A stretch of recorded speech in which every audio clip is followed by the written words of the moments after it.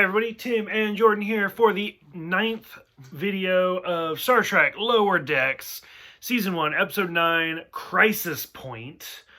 What'd you think? Overall, I thought this episode was actually really funny. They touched up on a lot of things that I thought they were gonna either wait till next season to, clue us in on, and so, yeah, actually I liked it a lot. Do you have like a specific example to put you on the spot? I kind of because we have a couple notes to assign, but the biggest plot point is that they finally announced that Mariner and the captain are related. Yep. Okay. So we'll put a pin in that. We'll get back. Yeah, to that I was like, I hate because that's literally the big one. Plot, yeah. So for me, as those who have watched our other Lower Decks videos before, Jordan does not like Star Trek, doesn't really know anything about Star Trek, and me being the big Trekkie that I am, we both come at it from different points. So you look at it more for the plot, and I look at it more like, oh, that's a reference. Mm-hmm. This one is full of a lot of references, but it's different than other episodes, because other episodes just kind of throw just references out anywhere. Wherever they land. Where these ones were very, right in your face. Well, this one was more specific, and it's nothing but references to the movies. Right. So there have been 13 movies. The original series had 6, the Next Generation had 4, and then there was the Kelvin timeline, which had 3 more. So 13 total. 6 plus 4 plus 3, yes. Hashtag math. So from the very beginning, when basically the plot doesn't even matter. The whole plot's just out the window, because Boimler is trying to do an interview with the captain, and Mariner's like, well, we're going to completely redo your holodeck program. And from the opening scene, it's just credits. You're watching the Next Generation, where it pops up in blue. Oh. But what I love is that it's hitting them. They're like, oh, we got a duck. Oh, when they're in the holodeck, yeah. Mm-hmm. Yeah, when they're on the holodeck. The opening scene also has them looking at the Cerritos from the shuttlecraft, which is very reminiscent of the Star Trek: The Motion Picture, which Kevin Smith has a whole skit on, where when they did the original series, the Enterprise was a model, but it wasn't very big. I don't remember the exact dimensions, but it wasn't very big. Let's say it was a foot or something. Okay. And then when they got the movie, they finally had this big budget. So again, making up numbers, this is not accurate. But let's say the original series, the model was a foot. The movie was 10 feet. So they were able to do a much more detailed model. And that's why when you watch the opening scene for the movie, it's Kirk in a shuttlecraft coming around the Enterprise, and it's nothing but fucking glory shots. Here it is from above, here it is from below, from the side, from the front, from the other side, from the port, from the aft. And because they can afford it, they're like, look at what we can do with money. Which that movie bombed. So, I mean, it didn't actually bomb, but it was so terrible that it's amazing they got another movie. So that being said, we get that. There's a scene where there's a ton of lens flare, which is a reference to the J.J. Abrams movies. And then finally, as they're going through all this, the whole thing is just Mariner taking out her therapy for her mom. I was gonna say, yeah, you skipped a whole bunch of plot points way up there. I'm getting so excited. I know, I was like, yeah, calm down. Yeah, it starts off with them. They go to make second contact on a planet that has, apparently there's a bunch of rat people, and they are breeding lizards and eating them. And do rats eat lizards? I don't know. I don't know. I guess I'm Googling this after. But anyways, while they're there, it turns out that Mariner's sorry for establishing peace on your planet, blah, blah, blah, and this is bad. And the captain comes down and is like, hey, actually, before that, she's like, I can't wait for Mariner's like, I can't wait for the captain to come down here and say what a great job I'm doing. And then the captain shows up and is like, we fucked up, guys. We're not allowed to deal with this planet, and we don't know why we're even here. And, Can I jump in for just a second? Go for it. Which I loved that scene, only because, like you said, so the captain shows up, she's like, so we weren't supposed to do this. And I was like, yeah, fuck the Prime Directive. And then the captain's, or was it Mariner? Mariner's like, no, the Prime Directive does not apply. And I was like, told you. And this is one of those instances, Jordan's like, how do you know that? And I was like, this is a Trekkie thing. I got this. Right, then I love it when she's arguing with her, the captain. She's like, well, if you weren't my daughter, you'd be off the Cerritos. And she's like, well, you know what? If I wasn't your daughter, you wouldn't be such a bitch. I was like, damn. So we always talk about how you and Mariner have this connection. Like, I could see you and Tracy having that conversation. Oh, yeah, my mom and I. Why are we you love so each fucking stubborn? I don't know. Where did I get it from, Mom? I do love my mother, but yes, we. I mean, I love Tracy too, but like the two of you going at it, like it's like looking in a mirror. It's Yes, and then I love the captain's finally like, you know what? You made me my daughter, but you have to respect me. You're going to therapy, and then it's like a no, which I would feel the same way. As somebody who's been in therapy, it's not bad. It's okay. Work therapy? No, I've actually seen a psychiatrist. Anyway, married for 9 years. I've seen a lot of therapists.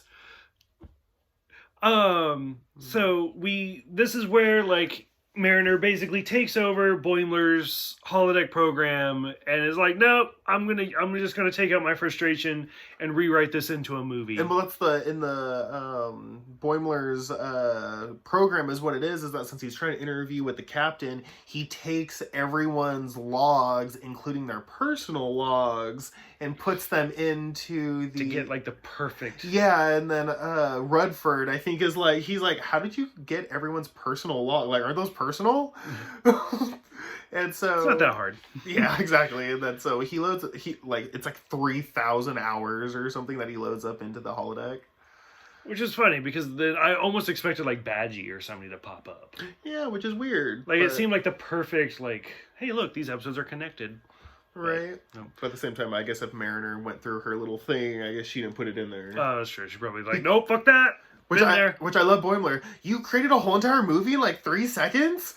She's like, I just edited some details. Yeah, the computer's filling in the rest. It's good.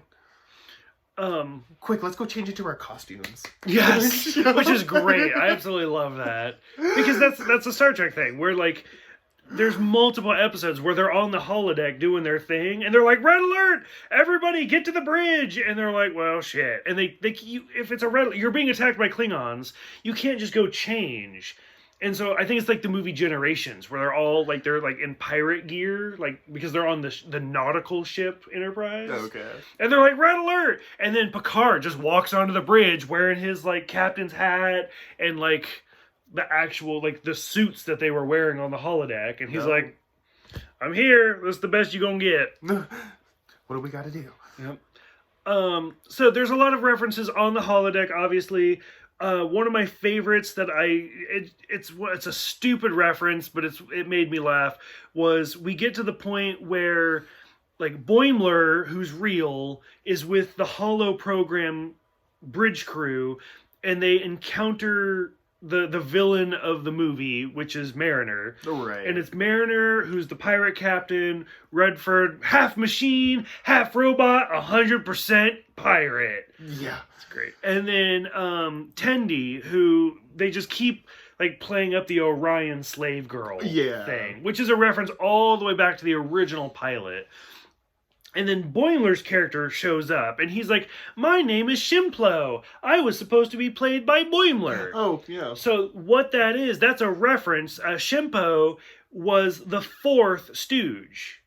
Like, everybody knows the Three Stooges. There was a fourth stooge, and his name was Shimpo. And then, boop, Shimpo got kicked out, and it's just the Three Stooges. Oh, it's like, who's the fifth Beatle? There is a fifth Beatle. But... so out of the Three Stooges, who's the fourth one? It's Shimpo. So the fact that Boimler was named Shimpo, that's who that was a reference to. Oh. I loved how they're just like bringing up all of the cliche. Like I don't want to say the word racist. I don't think it was necessarily racist, but this whole episode really played up stereotypes. Like Tendi being the Orion slave girl. They talk about, who was it? It's, Orion, Lieutenant Shax, who is the Bajoran. And he's like, tell the Paw Wraiths I sent you. who anybody who's seen Deep Space Nine, the Pa Wraiths are like their gods, basically. Okay. And then, like, Mariner kills him and tries to get Tendi to wear his earring. Oh, yeah. And she's like, there's ears still attached to that. And she's like, come on, this is fun. You're an Orion. You're into piratey stuff. And she's like, stop it. Like, no. Yeah, she's like, this isn't you, Mariner. Yeah, like the episode itself was kind of violent. Just with Mariner killing people.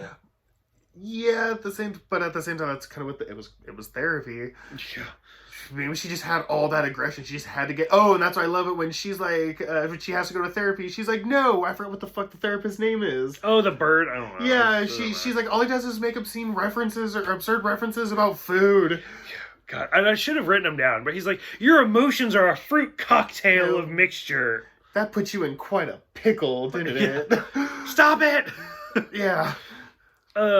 So, God, there's so many references. We see, in the holodeck, we see the Cerritos crash land on a planet, which is a reference to Generations, where the Enterprise D crashes. Mariner, when she's, like, fighting the captain, and she's like, the captain's gonna die, and it's not some rickety metal catwalk. That's a reference to Kirk dying in Star Trek Generations. Okay. So a lot of movie reference. Like, this whole thing, like, there's no episode references. It's just references to the movies. Like, it was kind of intense. At the very end of the holodeck program, we see, like, it's a photon torpedo shell crash land, and then Mariner's character pops up. Revenge! That was a reference to the search for Spock. And then at the very end of the episode, where Boimler and Mariner and Rutherford and Tendi are signing their names, is a reference to, I think it's the Undiscovered Country. It's the last movie with the original series. Okay. Because that's where William Shatner and Leonard Nimoy, knowing it was their last movie, like, instead of it just being like, Captain Kirk, played by William Shatner, like, William Shatner signs his name, and then Leonard Nimoy signs his name, and Nichelle Nichols and Walter Coing and George Takei, and they actually go through. It's actually, like, I wouldn't say the Undiscovered Country is like my favorite of the movies. It is really good, but it's that moment, almost like me being a Trekkie, almost makes me cry, just because it's literally like, because at that point I think it was the 90s, so it started in the 60s. It's like we've been playing these characters for 30 years. We did 3 seasons. We did an animated show. We've done 6 movies. Literally signing off, like, goodbye. Interesting. And so it's a heartbreaking little moment. And then it's Boimler, Tendi, Rutherford. So it's like, oh, that's kind of cute. So again, it's nothing but references to the movies specifically. And then do you want to talk about the final reveal, like, not the captain being allergic to chocolate? Oh, that was good too, yeah. Which I feel like that was a reference, like the bodyguard that tackled Boimler, but I didn't catch it. Because she kept saying his name over and over and over again, and I was like, I feel like I should get it, but... Yeah, I was like, I feel like he's been there before, but, yeah, like, I forgot, like, but yeah, Boimler goes back into the holodeck because, you know... He still hasn't gotten his information. Yeah, and so when he goes back on the holodeck, they're, like, sitting on the, like, the crashed planet, and, well, because the hologram Mariner sacrifices her life to self-detonate to end the program. Right, yeah. So hologram Mariner's dead. Yeah, and so, whatchamacallit, so they're standing on the edge of this, like, cliff thing, and when Boimler walks up, he's like, hey, when you go in for an interview, what kind of suit do you like to see?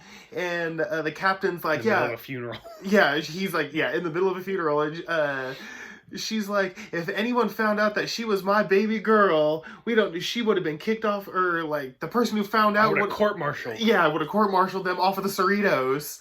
And instantly Boimler's like, oh shit, I done fucked up. I just walked in on a funeral I should have. Which, I mean, we've seen that characteristic of Boimler before. Like, the episode where they're on the ship going to the barn. The farm. The farm. The barn. Fuck the barn. It is on a farm. Yeah. Okay. Anyways, yeah. Drinking might not make your brain work 100%, but you get there. You lost your way, but you found it back. But, like, that's the thing about Boimler, is Boimler is not good at the whole secrets, and he's like, I gotta tell somebody, and I gotta tattle. And so as soon as Boimler hears, what's the captain's name?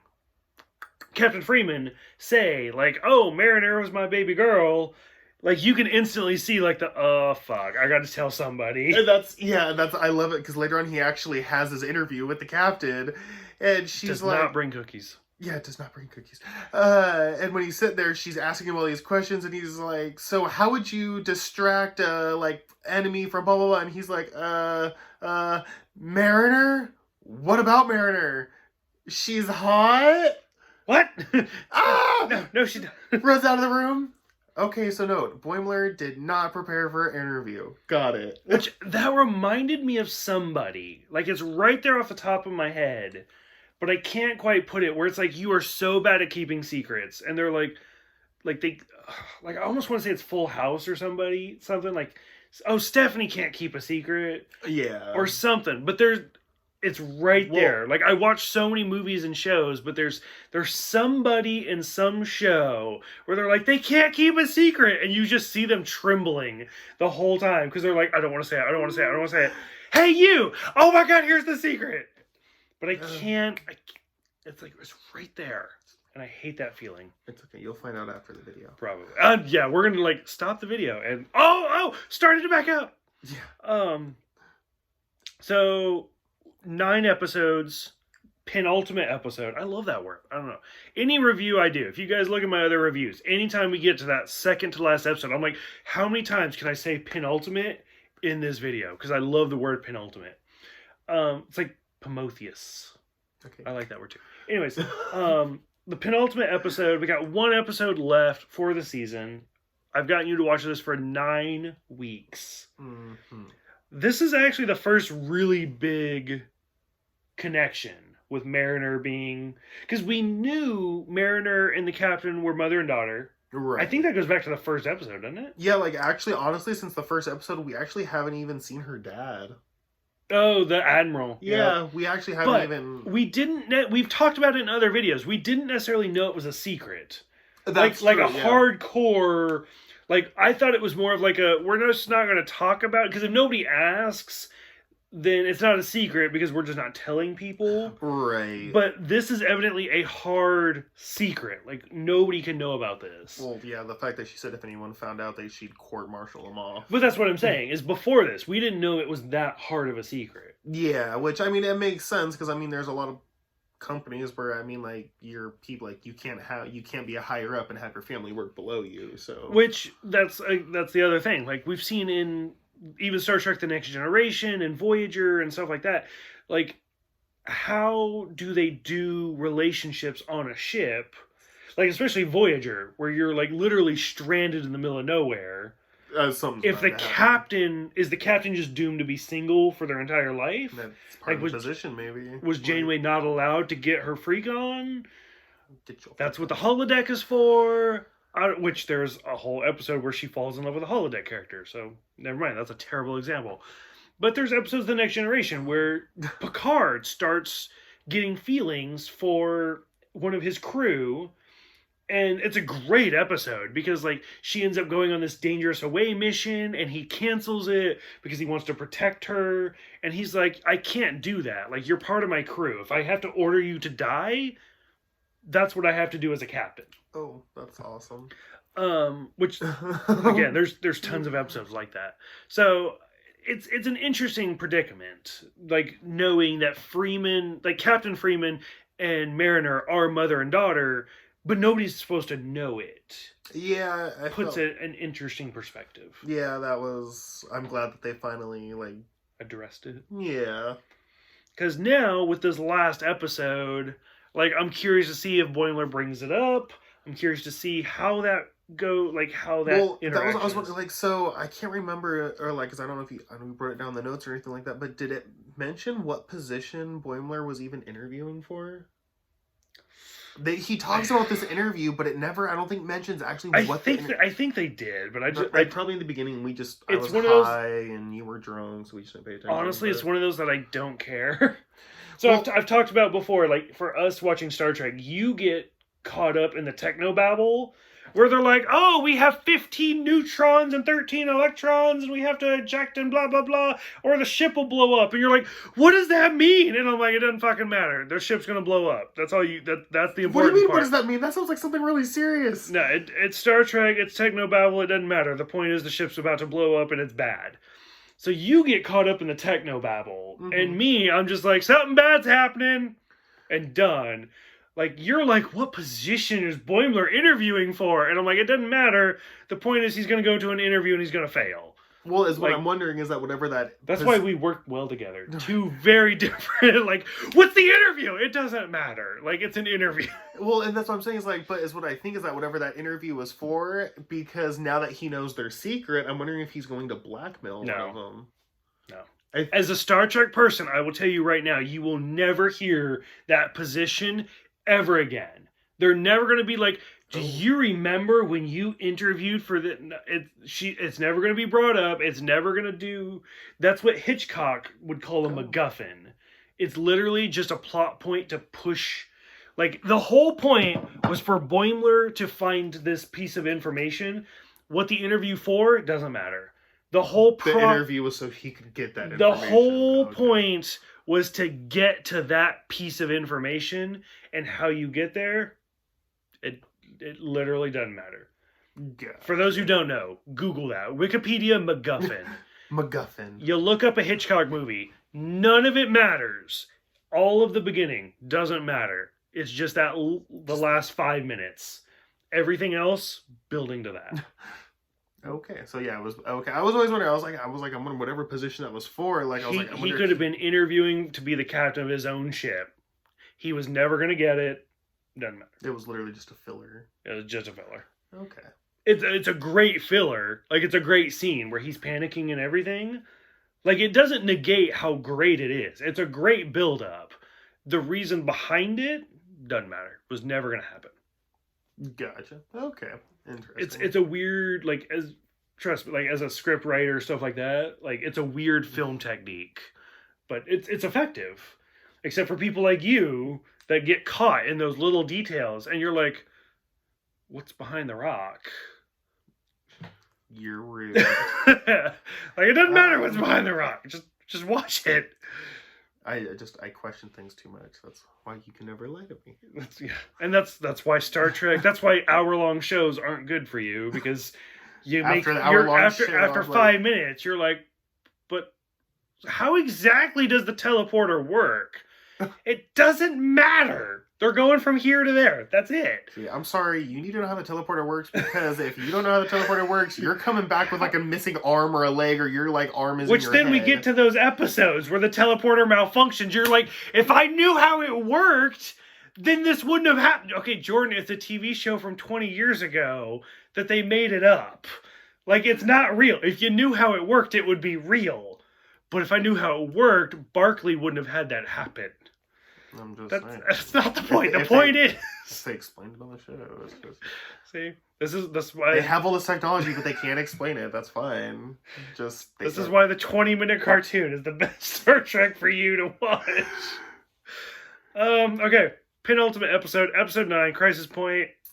Nothing but movie references.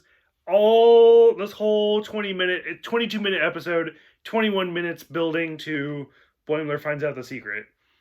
Boom. Closing thought. This is literally the Jerry Springer episode. What happens when my captain is the mother of my best friend? Yeah.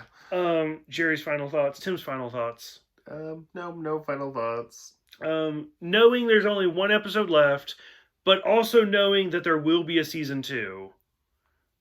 Are you hoping for something specific in the final episode, like Commander Ransom's photon torpedo to finally make an appearance? I'm not hoping his photon was torpedo. He even in this episode? No, he wasn't. Or at least not very much. If he was, he didn't have any lines. I don't think he talked or anything. I feel like Dr. Ta'ana had more lines where she's like, "You crazy fuckers." Yeah, pretty much. Okay. So what are you hoping for the last episode? What are you hoping for season 2? I'm going to ask you this again next week. I know you're going to ask me a whole bunch. Honestly, I would say maybe if we see the Admiral a little bit more. Mariner's father? Yeah, Okay. like just because he only made one appearance, so it'd be nice to see that. And then also, I don't remember his name either. I mean, the fact that now that Boimler knows that she's the captain, or Mariner's the captain's daughter, I'm curious as to where that's going to go, because clearly if Boimler knows, its secret's going to get out, so then everyone's going to know, and then it's kind of going to be like, okay, well, what's going to happen to the Cerritos, or are we going to see a new captain? I'm going to let you interrupt, because I know you want to really just bad. real quick, because I think it's interesting that I never thought about this before, that I don't think the Admiral and Captain Freeman are married. Because Mariner goes by Beckett, which, if we went back to the first episode, I think it was Admiral Beckett. I don't remember. That could be just me projecting.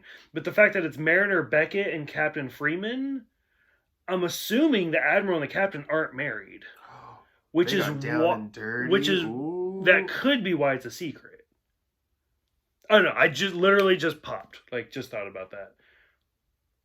Interesting. Yeah, I'm actually... Threw that off a little bit, didn't I? Yeah, can't remember.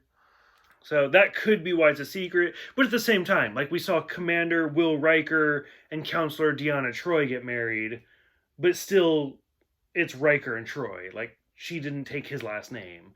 So if Captain Freeman was already a captain and like this badass, like, I'm a captain of my own ship, just because I'm getting married doesn't mean I need to take your name because I'm already a captain. She could just still be Captain Freeman. But why is it not Mariner Freeman?